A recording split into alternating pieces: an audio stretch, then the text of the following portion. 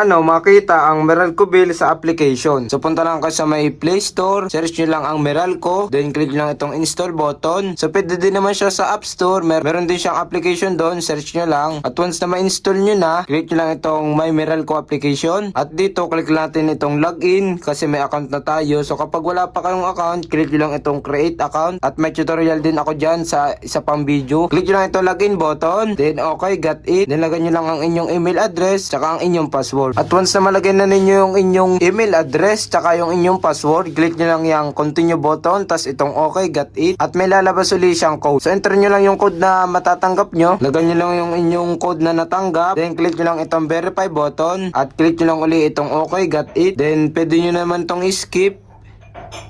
Then skip uli. Then okay, got it.